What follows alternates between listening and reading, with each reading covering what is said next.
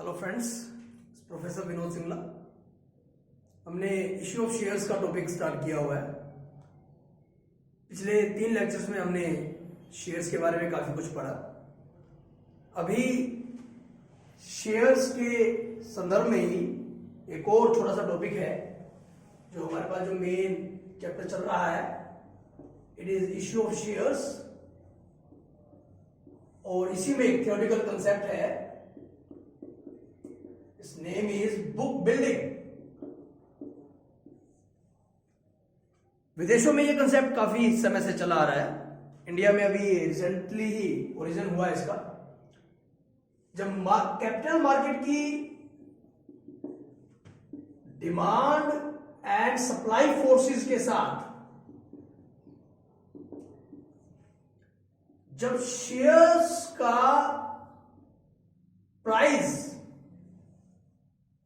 Coat किया जाता है, फिक्स किया जाता है, वो प्रोसेस बनता है बुक बिल्डिंग।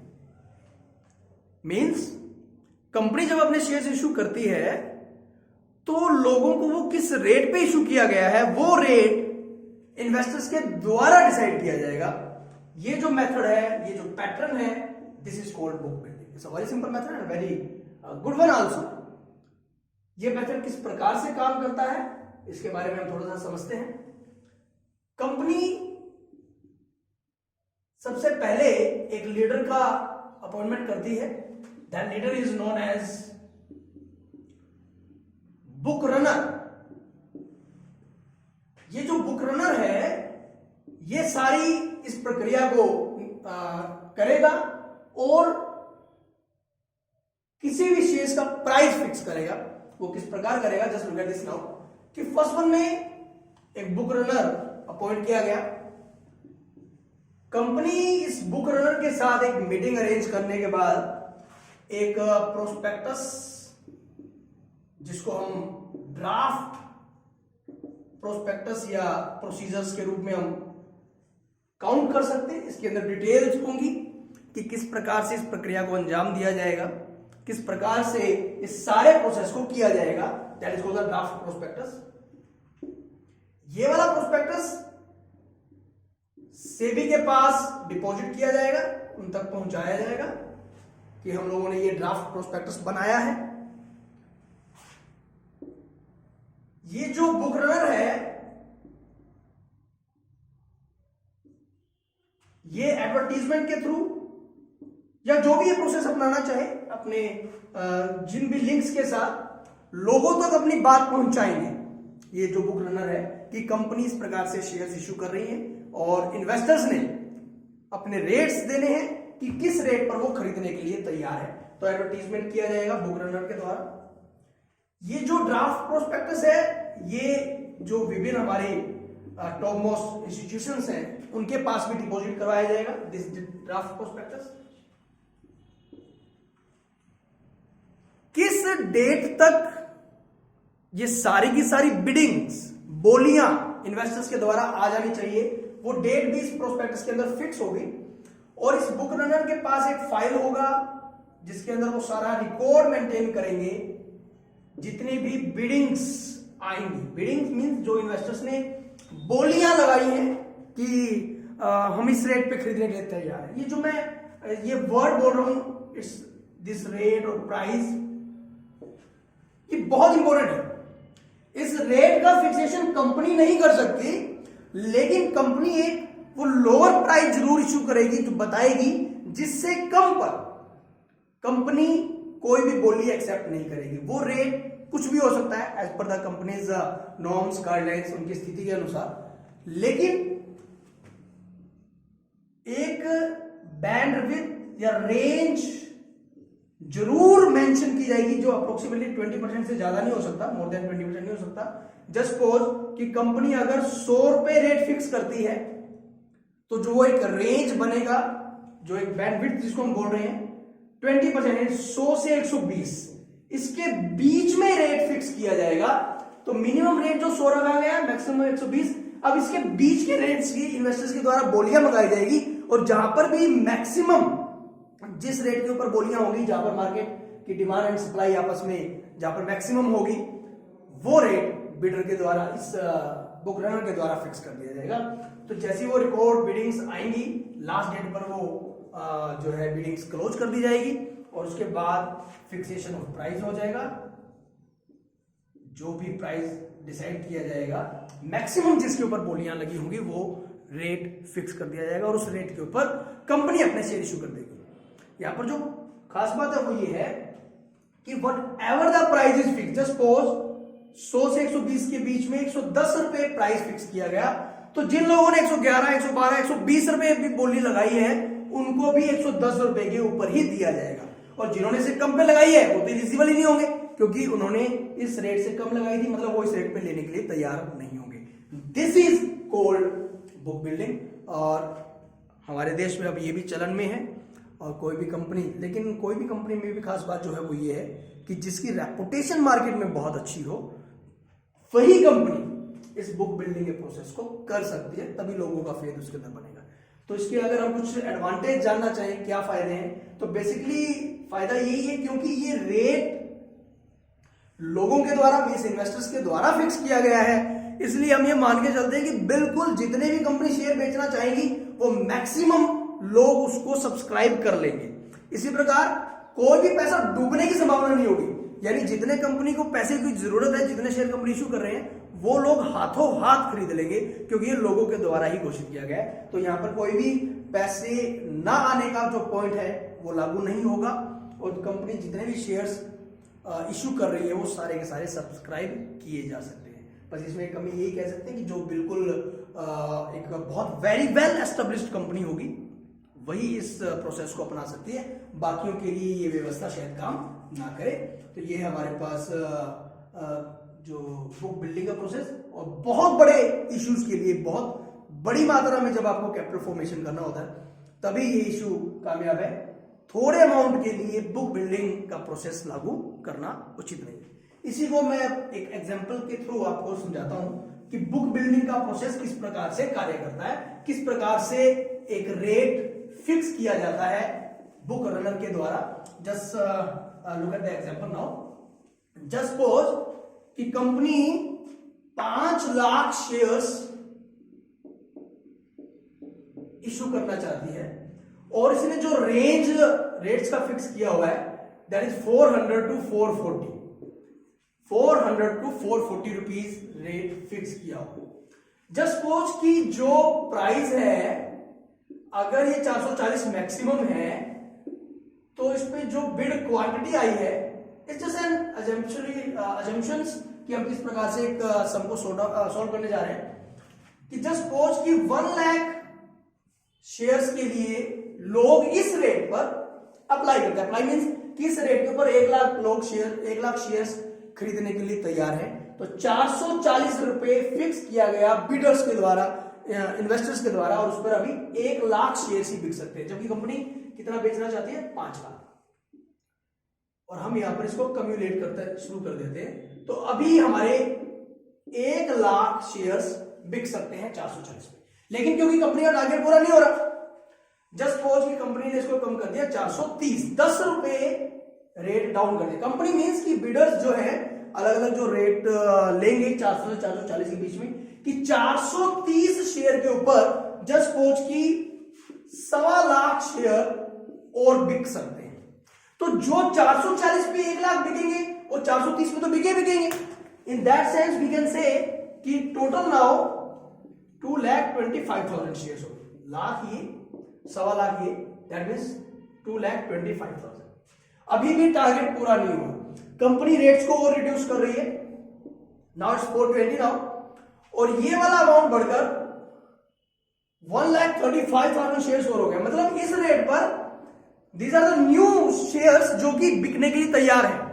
तो इस रेट पर ये वाले भी बिकेंगे, ये वाले भी।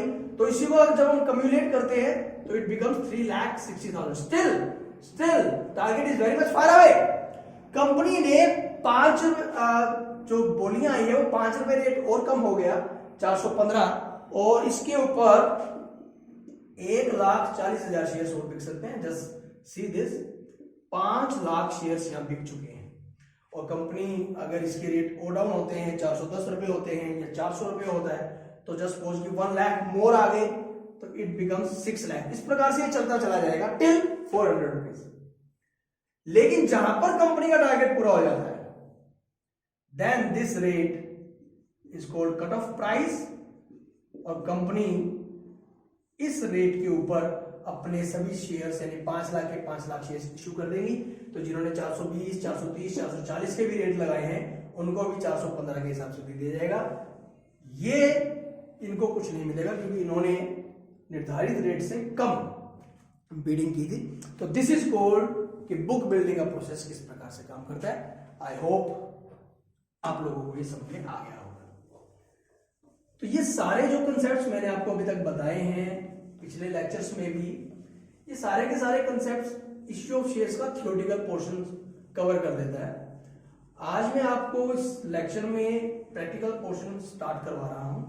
मैं आपको सारी जनरल एंट्रीज बताऊंगा, किस प्रकार से शेयर्स को इशू किया जाता है, किस प्रकार से शेयर कैपिटल का निर्माण होता है, और कैसे अलग अलग अकाउंट्स बनाए जाते हैं।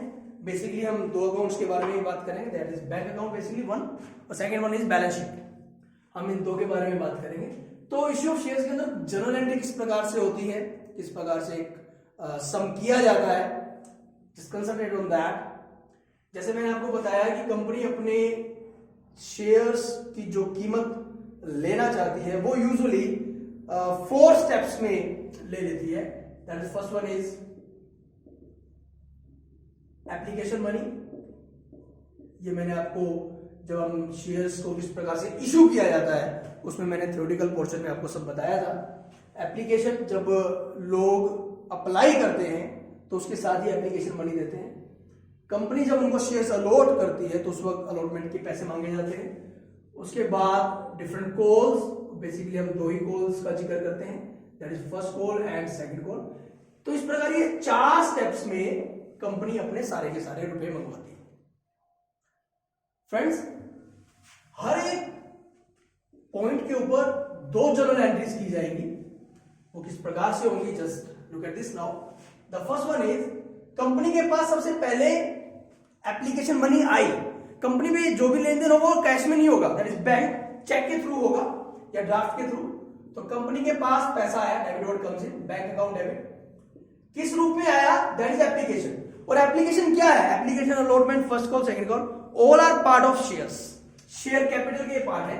तो हम इसको लिए जो वर्ड लिखेंगे वो लिखेंगे टू शेयर एप्लीकेशन।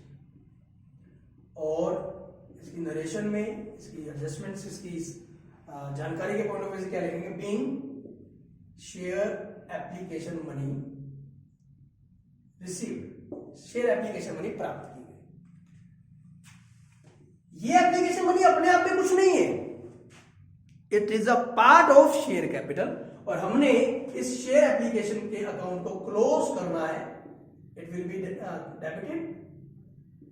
डेबिटेड क्यों, क्योंकि पहले क्रेडिट हो चुका है। And it will be a part of share capital account, being share application money transferred to share capital account. These are 2 basic entries of share application account. सबसे पहले हमें application का पैसा प्राप्त होगा और उसके बाद हम उसको शेयर कैपिटल में डाल देंगे। Let's go with an example, and example says to you, company is having 4 lakh shares at the rate of 10, और कंपनी ने ये जो 10 रुपए हैं ये मंगवाए हैं 3 रुपए एप्लीकेशन पे, 2 रुपए अलॉटमेंट पे, इसी प्रकार 3 रुपए फर्स्ट कॉल पे और 2 रुपए सेकंड कॉल पे। Now we are having the figures also. So these 2 entries says bank account debit to share application account 3 रुपए के हिसाब से 4 लाख शेयर्स के ऊपर 12 लाख। अभी हम यही मान के चल रहे हैं कि कंपनी ने जितने भी शेयर्स इश्यू किए हैं, लोगों ने सभी शेयर्स को सब्सक्राइब भी कर लिया। तो we have received 12 lakh rupees and this 12 lakh will be transferred to share capital. These are the 2 first entries of share application. Now, 3rd, 4th, 5th, 6th, 7th, 8th all entries are almost same. केवल application की जगह allotment, allotment की जगह first call, first call की जगह second call. But ये जो इनके स्टेप्स है ये रिवर्स हो जाएंगे, क्योंकि इसमें एप्लीकेशन मनी पहले मिली, हमने ट्रांसफर बाद में किया, पर इन सब में हमें पहले नहीं मांगना पड़ेगा, मिलेंगे बाद में, और जब हम पैसे मांगेंगे तभी हम शेयर कैपिटल में ट्रांसफर कर देंगे, क्योंकि उसमें याचनाएं या ये अलॉटमेंट जब मांगी जाती है उसी वक्त वो शेयर कैपिटल के पार्ट के रूप में कंस्टिट्यूट कर दी जाती है। लाइक व्हाट, कंपनी अब अलॉटमेंट मांगने जा रही है and you would be like this, share allotment account debit because it is a part of share capital. हम स्टार्टिंग में इसको इसमें ट्रांसफर करके चलते हैं, अभी हमने ड्यू किया है, बीइंग शेयर अलॉटमेंट मनी या अमाउंट ड्यू, मान लिया है कितना, 2 रुपए 4 लाख शेयर के ऊपर 8 लाख रुपए हमने मांगे। जैसे ही ये पैसे प्राप्त होंगे, जैसे ही ये पैसे प्राप्त होंगे, bank account debit to share allotment account 8 lakh, being share allotment money या अमाउंट रिसीव। तो यहां पर हमने पहले ही ट्रांसफर कर दिया ड्यू लिखकर, और जैसे ही पैसे प्राप्त हुए हमने इसकी एंट्री कर ली।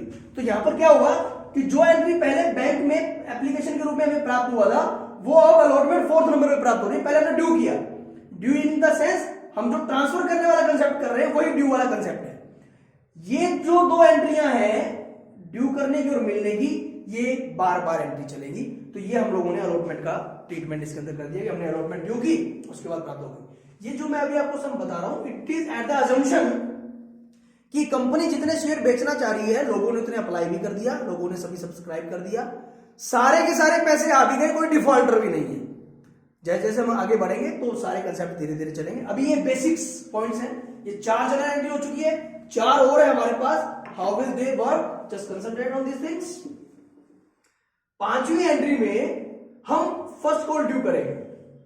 ड्यू करने का यही तरीका होगा जो अलॉटमेंट के टाइम हमने किया था, share first call account debit to share capital account. Due कर दिया और कैपिटल में ट्रांसफर कर दिया। 3 लाख, 3 रुपए के हिसाब से 4 लाख के ऊपर 12 lakh. Again the narration will be being share first call due. और जैसे हमें ये पैसे प्राप्त होंगे, अगेन द सेम एंट्री जो हमने अलॉटमेंट के टाइम की थी, एप्लीकेशन के टाइम की थी, bank account debit to share first call. 12 lakh rupees हमें प्राप्त हो चुके हैं। और narration again the same, being share first call amount या मनी या amount of first call received हमें प्राप्त हो गए। फिर सेकंड कॉल ड्यू करेंगे, share second call account debit to share capital account. अब सेकंड कॉल कितने रुपए की, 2 रुपए की, 2 into 4 8 lakh, being share second call due. और 8th एंट्री में जैसे हमें इसके पैसे प्राप्त होंगे, bank account debit to share second call 8 lakh rupees, being share second call received या amount of second call received. These are 8 entries and these are very simple. हर एक क्वेश्चन में जितने भी आगे सम आएंगे, हर एक में ये 8 एंट्री चलेगी। 8 इन द सेंस की कंपनी ने जितने रुपए मांगे हैं, जितने स्टेप्स में मांगे हैं, सब 2-2 एंट्री से रिलेटेड होगा और ये पार्ट चलेगा। ऐसा भी होगा कि अगर सारे शेयर सप्लाई ना करें, उससे ज्यादा करें, but that will be step to step होगा। तो अभी आपके पास ये जो है 4 स्टेप से application allotment first call second call, 4 lakh share पे 10 रुपए के हिसाब से 3-2 मांगे गए हैं। तो 2 एंट्री एप्लीकेशन की, 2 अलॉटमेंट की, 2 फर्स्ट कॉल की, 2 सेकंड कॉल की। एप्लीकेशन में पहले पैसे आए, बाद में ट्रांसफर किया गया शेयर कैपिटल में। अलॉटमेंट फर्स्ट कॉल और सेकंड कॉल में पहले हम ड्यू करेंगे, एंड ड्यू करने की भी एंट्री वही होगी जो हम लोग ट्रांसफर करने ही करते हैं, क्योंकि ड्यू में भी जैसे पार्ट ऑफ शेयर कैपिटल। फिर जैसे हमें पैसे मिलेंगे, उसकी वही पहली एंट्री होगी जो हमने एप्लीकेशन के टाइम की। इन सब एंट्रीज के अलावा there are 2 more entries in a particular sum. Basically जब हम ये सारे काम करते हैं तो कई प्रकार के खर्च करने पड़ते हैं, कई प्रकार के एक्सपेंसेस हमें करने पड़ते हैं। Those expenses are known as share issue expenses, share को इश्यू करने का खर्चा। जस्ट सपोज कि इस सम में शेयर इश्यू एक्सपेंसेस आपको 60,000 रुपए दिए हुए, just suppose this is 60,000 rupees, because it is an expense, और एक्सपेंस आपको अपनी जेब से देने होंगे, means company will pay these expenses, share issue expenses will be debited to bank account, credit word goes out, 60,000 रुपए आपके लग गए, being share issue expenses paid, हमने शेयर इश्यू एक्सपेंसेस का भुगतान कर दिया। इसी में एक और एंट्री मैं आपको बताऊंगा, and that is going to the last one for this sum. There is a word called promoters, जिन्होंने कंपनी का निर्माण किया है। कंपनी अपने प्रमोटर्स को उनकी सेवाओं के बदले में जो भी भुगतान करती है उसमें उनको शेयर्स भी देती है। अब कंपनी जब शेयर्स बेच रही है तो देख सकते हैं आप पैसा आ रहा है, लेकिन प्रमोटर्स को जो दिया गया उसमें पैसा नहीं आ रहा, उसमें हमने उनकी सेवाएं ली, तो डेबिट वर्ड कम्स इन, हमारे पास जो सेवाएं आई या जो खर्चा हम लोगों ने किया जो हमें लंबे समय तक कमा के देगा, ऐसे खर्चों को जो हम बोलते हैं they are called incorporation cost, company के निर्माण का खर्चा, या फिर there is another word formation expenses debit. तो यहां पर पैसा नहीं आया, but this is called incorporate, company के निर्माण का खर्चा होगा, किया किसने, प्रमोटर ने, और तुम्हारी तरफ से गया क्या है, पैसा नहीं गया, टू शेयर कैपिटल। जितने भी shares 10,000, 20,000, 50,000 eight the rate of 10 आप इनको देना चाहें, जैसे सम में आपको ये बता रहा है कि 20,000 शेयर्स प्रमोटर्स को दिए गए इनकॉर्पोरेशन कॉस्ट के रूप में 10 रुपीज के हिसाब से ये बन गया 2 लाख रुपए, being share issued to the promoters for their services, उनकी सेवाओं के लिए हमने शेयर कैपिटल का भुगतान किया। These are the journal entries of doing a particular sum। अब इसी जर्नल एंट्रीज को हम थोड़ा सा समअप करते हुए मैं आपको बताऊंगा कि इस जर्नल एंट्रीज में हम लोगों ने एक तो बैंक अकाउंट बनाना है और एक बैलेंस शीट, वो बनाने के बाद हमारा ये सम कंप्लीट हो जाएगा। तो मैं अभी थोड़ा सा बोर्ड साफ कर रहा हूं, और मैं ये साफ इस तरफ से कर रहा हूं, और इसमें हमें याद रखना है बैंक में 12 लाख रुपए एक आए हैं और 8 लाख रुपए एक आए हैं। प्लीज कंसंट्रेट कि ये किस प्रकार से दो, मैं आपको जो एक अकाउंट और एक स्टेटमेंट बनाने जा रहा हूं, दैट इज एक बैंक अकाउंट और एक बैलेंस शीट। बेसिकली इस ऐसे सवालों में, इस चैप्टर में हमारे पास केवल ये 2 अकाउंट्स बनाने ही सबसे ज्यादा जरूरी है। सबसे पहला आपके पास bank account, we all know the format of this, debit side में जहां से भी पैसे आएंगे और क्रेडिट में जहां लगे हैं। सबसे पहले हमारे पास पैसे आए टू शेयर एप्लीकेशन के 12 लाख, फिर आया शेयर अलॉटमेंट के 8 लाख, आगे हम चले तो हमारे पास शेयर फर्स्ट कॉल के पैसे आए हैं 12 लाख, फिर हमारे पास शेयर सेकंड कॉल के पैसे आए हैं 8 लाख रुपए, और उसके बाद आप देख सकते हैं कि हमने खर्चा भी किया है 60,000 रुपए का, बाय शेयर इशू एक्सपेंसेस 60,000। तो इस प्रकार से 40 लाख में से 60,000 रुपए लग गया, the balance will be 39,40,000 rupees, it will become 40 lakh। this is a bank account of yours, and as far as balance sheet is concerned, मैंने आपको एक पूरा परफॉर्मा बनाया था। अब मैं सारी चीजें इसमें नहीं इनकॉर्पोरेट कर पाऊंगा, अभी हम केवल बेसिक जो हमारे पास चीजें हैं हम उसके ऊपर चल रहे हैं, और उसमें भी सबसे पहला है हमारे पास शेयर कैपिटल। अब ये शेयर कैपिटल कितना है, इसके लिए हम चाहें तो शेयर कैपिटल अकाउंट भी बना सकते हैं, ताकि हमें एग्जैक्टली पता चले कि हमारे पास शेयर्स कितने के हैं। और share capital banana it's very simple, again it is just like bank account. Share capital में आपको याद होगा पहली एंट्री हम लोगों ने की थी bank to share application, then share application to share capital. Every time share application जो कैपिटल अकाउंट है दैट वाज क्रेडिटेड। सबसे पहले किसके कारण हुआ, शेयर एप्लीकेशन के कारण, नंबर 2 शेयर अलॉटमेंट के कारण, then number 3 you can see share first call, then share second call. Again वही 12 लाख, 8 लाख, 12 लाख, 8 लाख, 40 लाख रुपए, और ये रहा 2 लाख रुपए के शेयर और हम लोगों ने इशू किए हैं, और हम यहां लिखेंगे by incorporation cost 2 lakh इस प्रकार से 42 लाख रुपए के हमारे पास शेयर हो गए हैं। It will become to balance CD 42 lakh. तो हमारे पास जो शेयर कैपिटल आई है दिस इज 42 लाख रुपीज और ये किस प्रकार से आई है, you can see all this things. तो हमारे पास शेयर कैपिटल के रूप में ये आया, रिजर्व एंड सरप्लस में कुछ भी नहीं है, नॉन करंट लायबिलिटीज में भी कुछ नहीं है और करंट लायबिलिटीज में भी कुछ नहीं है, then it is become 42 lakh rupees. Now let's move on to the asset side and it is consisted of two parts.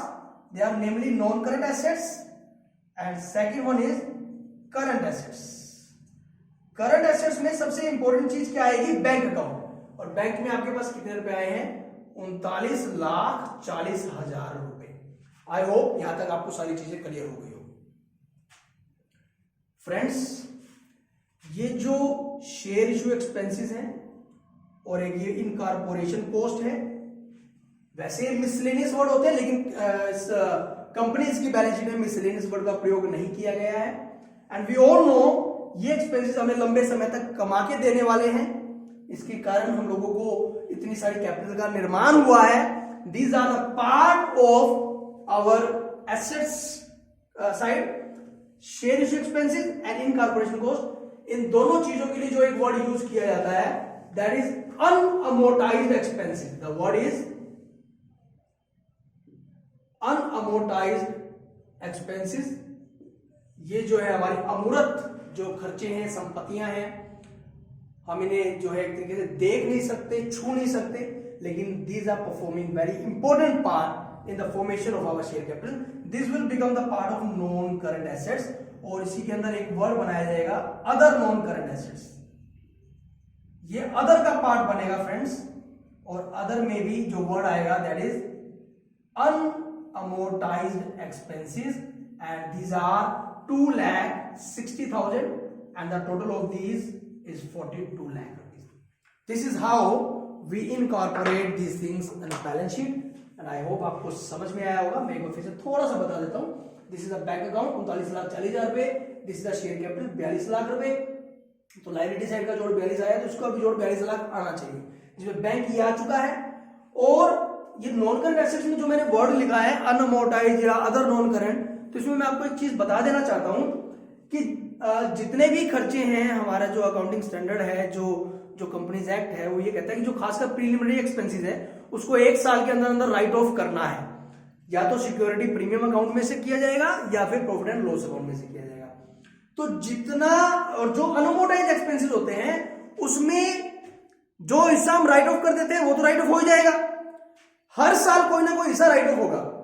तो अगले 12 महीने में जो हिस्सा राइट ऑफ होना है वो पार्ट बनेगा करंट एसेट्स का, और वहां पर लिखा जाएगा अमोर्टाइज्ड एक्सपेंसेस, जो विद इन नेक्स्ट ईयर 12 महीने के अंदर जो आपने कवर करना है अनअमोर्टाइज्ड एक्सपेंसेस का पार्ट, जो 12 महीने में कवर करना है वो तो बनेगा करंट एसेट्स का पार्ट, और जो 12 महीने के बाद राइट ऑफ किए जाएंगे they will become the part of non current assets.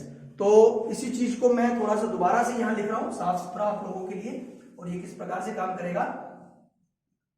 Assets में 2 चीजें हैं, नॉन करंट में एक चीज है अदर नॉन करंट, और इसके अंदर जो पार्ट है दैट इज अनअमोर्टाइज्ड एक्सपेंसेस, और ये कितना दिया हुआ आप लोगों को 2,60,000। अगर इसका कोई हिस्सा अगले 12 महीने में कवर करना है तो वो हम लिखेंगे करंट एसेट्स में, और उसमें भी कौन सा वर्ड, अदर करंट एसेट्स में। और जो अनअमोर्टाइज्ड का जो पार्ट है जो अगले 1 साल में राइट ऑफ होना है, इसमें से वो हिस्सा कटकर इसमें आएगा और बाकी का हिस्सा माना जाएगा नॉन करंट एसेट्स का।